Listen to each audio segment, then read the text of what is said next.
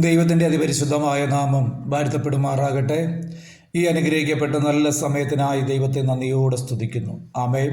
പ്രിയമുള്ളവരെ, ഒരു ദൈവവചനം വായിക്കുന്നു. തൻ്റെ ദൈവമായ യഹോവയിൽ പ്രത്യാശയുള്ളവൻ ഭാഗ്യവാൻ. ദൈവം ആകാശവും ഭൂമിയും സമുദ്രവും അവയിലുള്ള സകലവും ഉണ്ടാക്കി. ദൈവം എന്നേക്കും വിശ്വസ്തത കാക്കുന്നു. ആമേൻ. ഈ തിരുവചനത്താൽ ഒരു നിമിഷം പ്രാർത്ഥിക്കാം. പരിശുദ്ധനായ ദൈവമേ, സ്വർഗീയ പിതാവേ, അവിടുത്തെ പുത്രനായ യേശുവിൻ്റെ നാമത്തിൽ പ്രാർത്ഥിക്കുന്നു. ഈ തിരുവചനം വായിക്കുകയും കാണുകയും കേൾക്കുകയും ചെയ്യുന്ന എല്ലാ പ്രിയപ്പെട്ടവരെയും കുടുംബങ്ങളെയും വ്യക്തിജീവിതങ്ങളെയും അവിടുത്തെ കരങ്ങളിൽ ഏൽപ്പിച്ച് പ്രാർത്ഥിക്കുന്നു. ആമേൻ.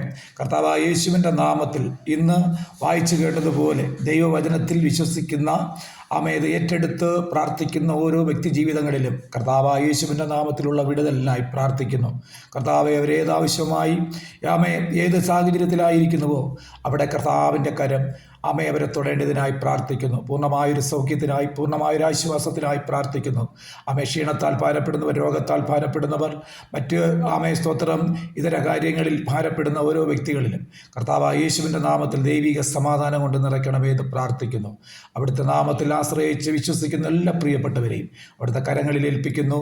പ്രാർത്ഥന കേട്ടതിനായി സ്തോത്രം. യേശുവിൻ്റെ ധന്യമുള്ള നാമത്തിൽ പിതാവേ, ആമേൻ.